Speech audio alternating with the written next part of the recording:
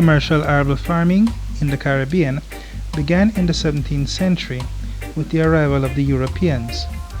This is where crops are grown, mainly for the export market. This is carried out on lands suitable for crop production.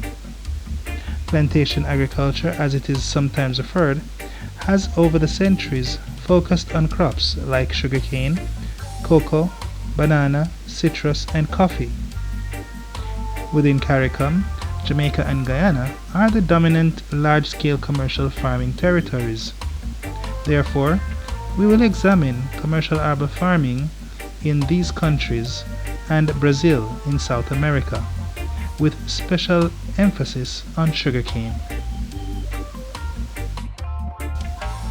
Characteristics of commercial farming in Jamaica. Patterns of land use. Less than one-third of Jamaica is suitable for farming because around half of the island's landmass is over 300 meters above sea level with steep slopes with an average gradient of 1 to 5. As a result, these areas are difficult to access and prohibits the use of machinery. Jamaica is primarily composed of white limestone, which develops thin soils with low fertility and accommodates very little surface water due to its permeable nature, which makes it possible for surface water to go below the surface through joints or sinkholes. Trees are removed from the slopes for the production of charcoal. These deforested areas are prone to soil erosion. Let's analyze the diagram shown here. 24% of Jamaica's landscape is dominated by forest. Sugarcane by far is the most dominant commercial crop on the island. Banana is prominently cultivated in the island's northeast side. Coconuts are grown on the north coast and the eastern end of the island. Small-scale farming are scattered throughout the rugged interior of Jamaica. Land ownership and size. In Jamaica, plantations are owned privately or by large corporations and multinational entities. These plantations occupy the best and largest arable acreages, while small-scale farmers continue to operate the poorest lands.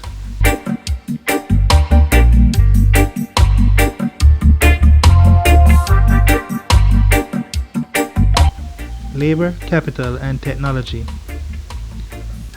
Jamaican commercial arable farms rely less on labor due to the heavy reliance on mechanized farm equipments. This is as a result of capital investment. These farms interact with their market via the internet. Farming practices and products. Monoculture is characteristic of Jamaican plantations. This proves to be very efficient as production costs are reduced, but resulting in an increase in profits. Jamaica's main plantation crops are sugarcane, banana, and coffee. Markets. The key markets for Jamaican farm produce are the United Kingdom and mainland Europe. Preferential treatment for products in the United Kingdom were removed by the World Trade Organization, thereby making the playing field level and allowing new key players to enter this market arena. Recent changes in Jamaica commercial agriculture. Jamaica's agricultural sector have been battered by several hurricanes, resulting in low production levels. In 2021, the 15-member Caribbean Forum or CARIFORUM member states signed an Economic Partnership Agreement or EPA with the United Kingdom after Brexit, which is the official withdrawal of the United Kingdom from the European Union. This took place in 2020. This was to preserve the previous trade relation between CARIFORUM and United Kingdom, which existed under the CARIFORUM European Union Economic Partnership Agreement. The Jamaican government has taken a multi-product approach in the diversification of the sugar industry, where 200,000 tons of sugar, along with rum, molasses, and ethanol, are produced annually. Sugarcane in the Caribbean.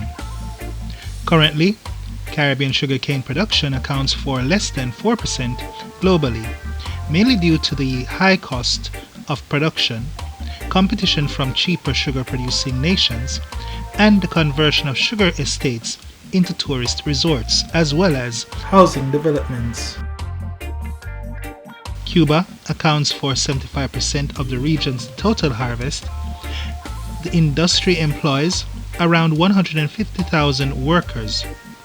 Sugarcane accounts for 1/3 of the total value of agricultural production in Barbados. Sugarcane production in the Caribbean. Sugarcane is a tall grass of height between 2 to 4.5 meters that is grown commercially on flat lands.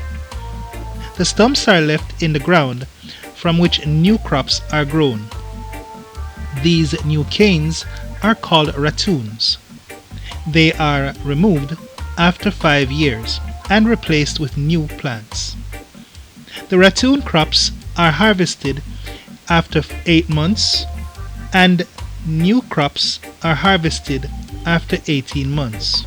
The canes are burned to remove leaves, pests, improve the sucrose content by evaporating some of the water, and to facilitate ease of harvesting.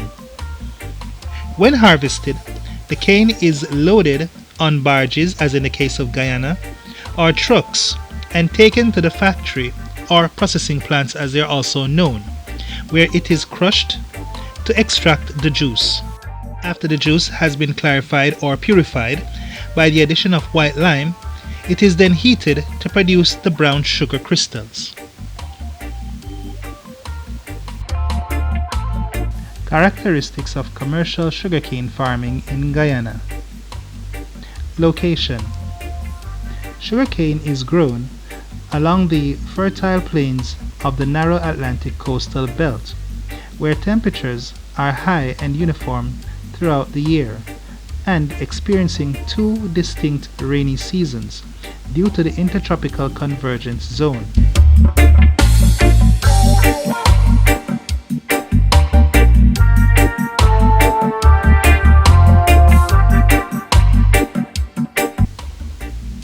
Guyana, therefore, has the advantage of reaping 2 crops a year.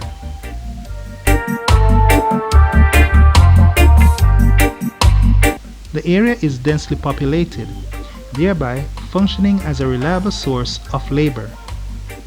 Plantations are linked to the ports of Georgetown, Skeldon, and Blairmont by a well-maintained coastal highway. Additionally, processing centers are located within the plantations. Likewise, medium-sized sugarcane producers are located near the factories.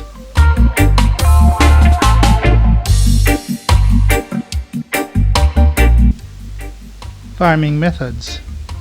Before the crop is planted, the field is flooded for several months with water to destroy pests and weeds and to add nutrients and minerals by supplying fertile silt. Because soils in some areas are too soft and crops are cultivated along gentle slopes, machinery is used less on farms. Land size. In Guyana, there are 5 sugar estates owned and operated by the Guyana Sugar Corporation, otherwise known as GuySuco, which is the state-owned company.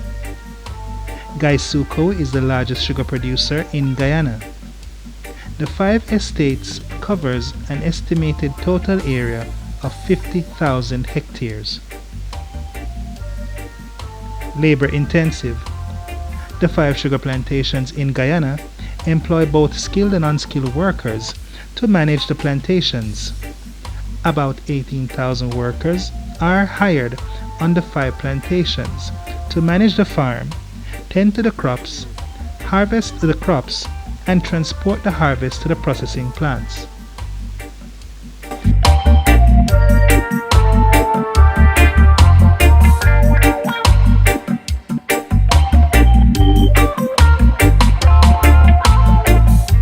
Technology. The state-owned plantations utilize a wide range of farming implements, spanning from simple manual tools to tractors. These estates have their own processing plants.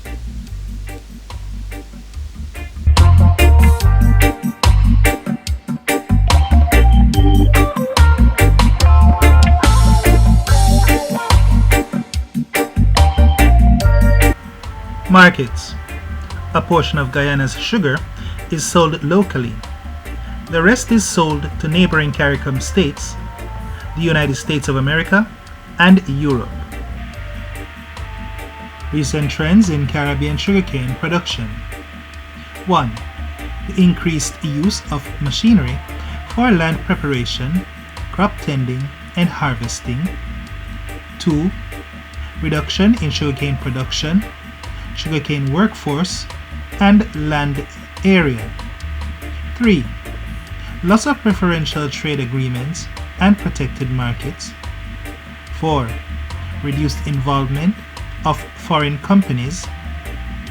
5. Increased expenses in replacing or maintaining factory infrastructure. 6. Reduction in labor due to rural depopulation. And 7. The diversification of the sugar industry. Various products such as ethanol, rum, molasses, and vinegar are obtained from sugarcane. Bagasse, the pulp left over after the sugarcane has been crushed, is used to generate bioelectricity in Guyana and Belize. This is also used as a form of biofuel. Caroni Limited in Trinidad and Tobago converted its sugarcane fields to produce rice, nuts, pineapples, and mangoes, and also reared livestock between 1980 to 1992. In 2003, the company was closed down and its lands leased to former company workers to grow cash crops for export.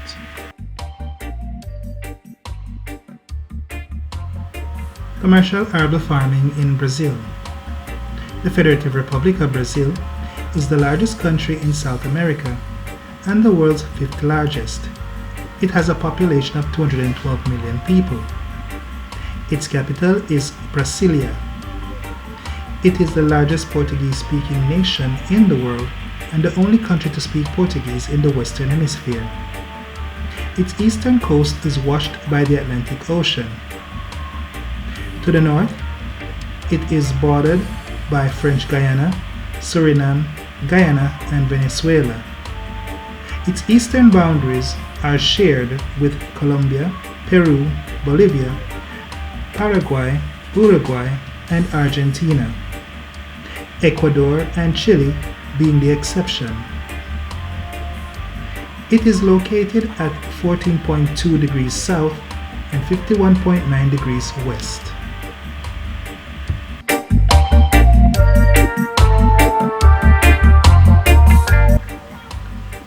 Sugarcane cultivation in Brazil.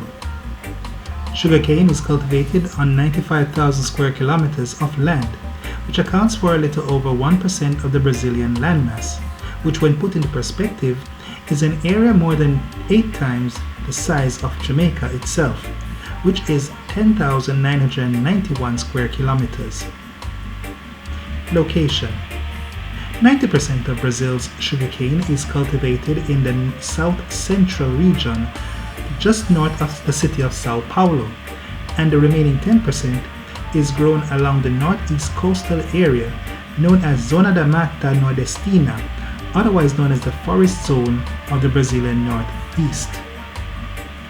Sugarcane is also grown in the state of Paraná and the Triângulo Mineiro, otherwise known as the Triangular region of Minas Gerais, as shown in the red area. Sugarcane is harvested between April to September in São Paulo state, as it is the driest time of the year, while harvesting season runs from September to March in the coastal northeast.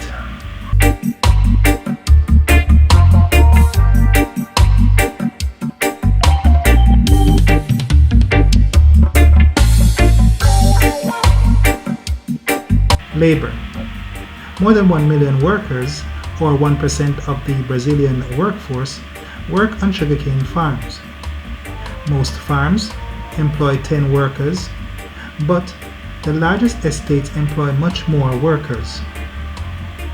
Sugarcane growers in the northeast employ more labor than those sugarcane growers in São Paulo state, since they rely less on machinery. Seasonal workers migrate from the northeast to São Paulo state during the crop harvesting season. Products. Sugar is supplied to the domestic and export markets for ethanol, detergent, solvents, lubricants, diesel, and bioelectricity, which is derived from biomass such as the bagasse, which is the sugarcane fiber left after milling. Approximately 50% of the sugarcane grown in Brazil is used to make ethanol, which is produced when yeast is added to the sugarcane juice for fermentation. The alcohol produced in the fermentation process is obtained through distillation, where it is heated and cooled to produce the ethanol. This takes approximately 15 hours. 1 ton of sugarcane can produce 85 liters of ethanol. Technology and method of cultivation. The industry is highly mechanized due to the fact that sugarcane is grown on flat plains, which enables the use of machinery for land preparation and harvesting. Markets. Brazil exports its sugar to China, India, the Arab nations, and the European Union. Brazilian sugar therefore accounts for 40% of total supply on the world market. Changes in Brazilian agriculture. 1. Due to industrialization between the 1960s to 1980s, there was an increase in urban population with better salaries and growing demand for food. 2. New farms are being created in the Cerrado, which is the savanna, in the states of Bahia and Piauí. These farms are undergoing agro-industrialization on a large basis. 3. Brazil has been transformed from an importer to a major exporter in under 30 years. 4. Between 1996 to 2006, the total value of Brazilian crops increased by 365%. In other words, the value of exports increased from 23 billion Brazilian reals to 108 billion Brazilian reals. Brazil's beef export increased tenfold in 10 years. It is the world's largest exporter of poultry, sugarcane, ethanol, and coffee. 5. Brazil only uses 50 million hectares of land for agriculture. There is still 300 million to 400 million hectares of potential arable lands available. Most of this potentially available area is occupied by the Cerrado, which is Brazil's second largest ecosystem. The Cerrado occupies 204 million hectares, or 24% of the country's landmass. 6. Since 1996, farm size has increased along with production. The conversion of sugarcane into sugar at the factory. The cane is crushed to extract the juice at the mill. Clarified juice is boiled to produce the sugar crystals. This is how the sugar is made. The wet sugary substance, however, is placed in a centrifugal machine where it is spun to extract the molasses. The molasses is then taken to the distillery where yeast is added to the molasses for fermentation to produce rum. This is how the rum is produced. The crushed cane pulp, otherwise known as the bagasse, is used to produce electricity. This is done by conveying the bagasse into a furnace where it is heated to produce steam. This steam is used to operate a turbine that generates electricity. This electricity is used to power the mill and is often referred to as bioelectricity. This reduces the reliance on expensive fossil fuel and is 100% environmentally friendly. Bioelectricity accounts for 8% of Brazil's total energy production. This is also utilized in Guyana and Belize. Recent changes in Caribbean commercial agriculture. Employment. There has been a decline in the number of persons employed in the agricultural sector due to a fall in production, increased mechanization, and better pay in the secondary and tertiary sector jobs. The agricultural labor force in Haiti declined from 85% in 1950 to 62% in 2000. The petrochemical industry has contributed greatly to the massive decline in agricultural workers in Trinidad and Tobago. Contribution to GDP. In most Caribbean countries, there is a decline in contribution to GDP as a result of the growth of the service and manufacturing sectors. In St. Kitts and Nevis, contribution to GDP by the agricultural sector has fallen from 40% in 1964 to 3% currently. Changes in agricultural land area.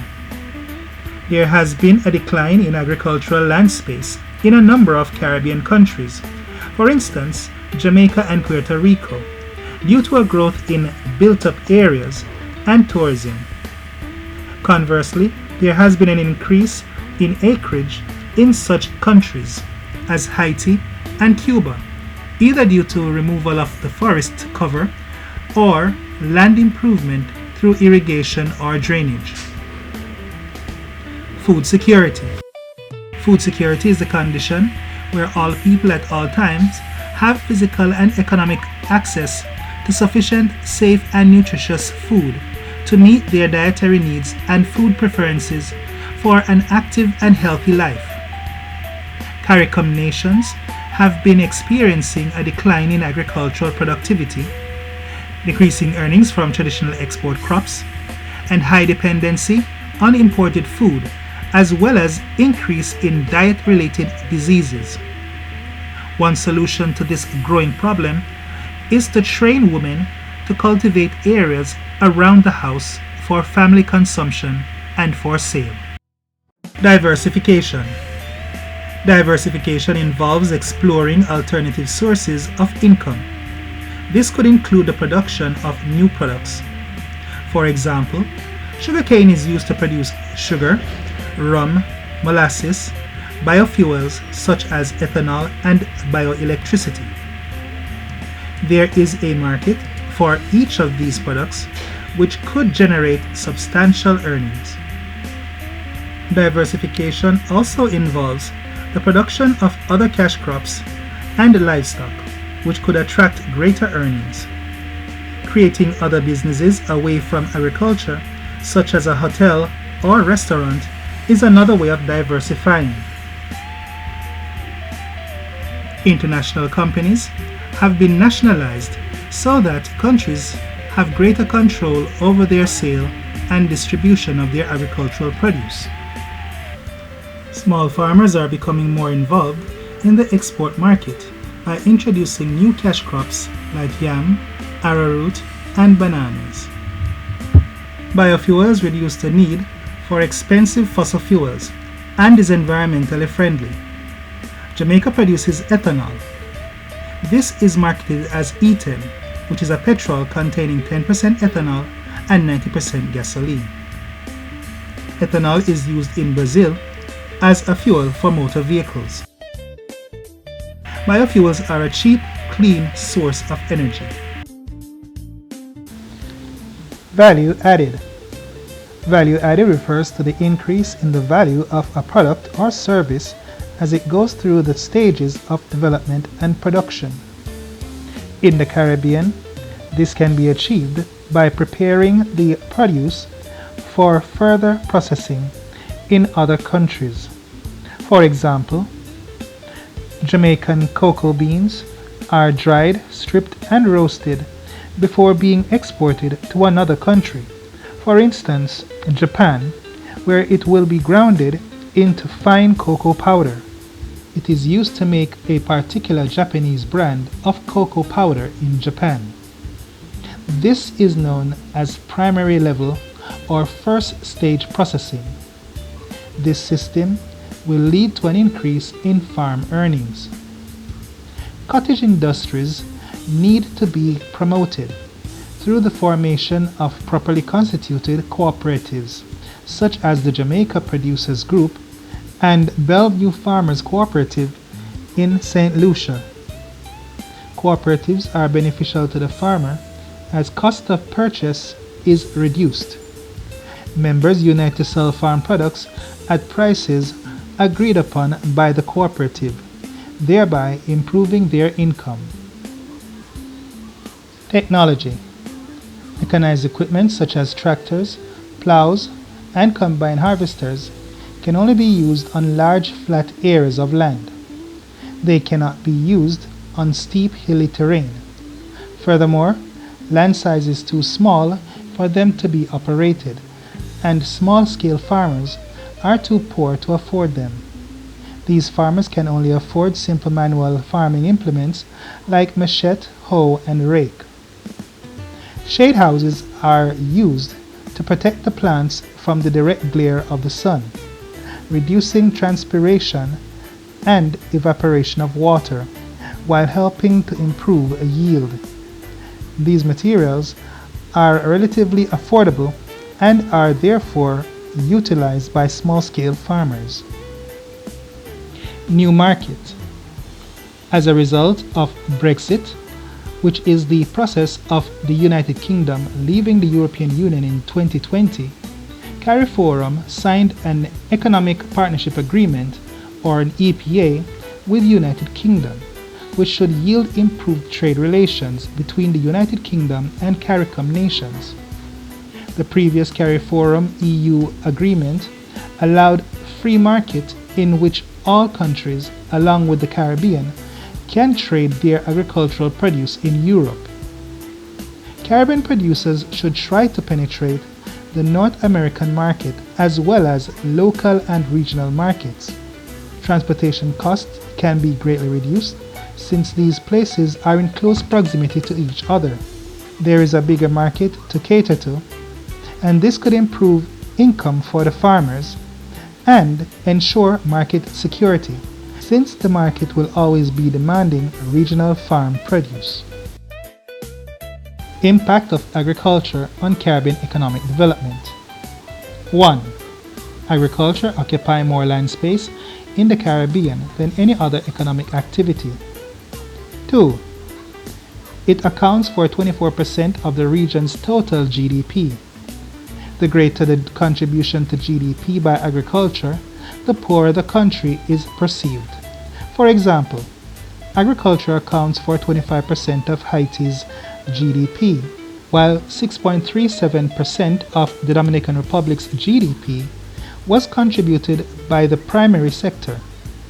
Therefore, Haiti is the poorer of the two, since its agricultural sector commands a significant portion of its GDP.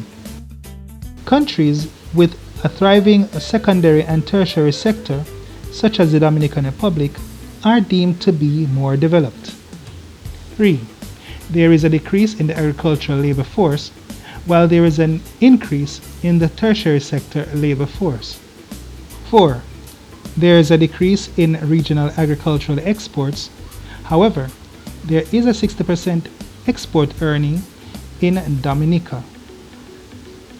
5. There is a reduction in agricultural land area in some countries and an increase in others, such as Cuba and Haiti.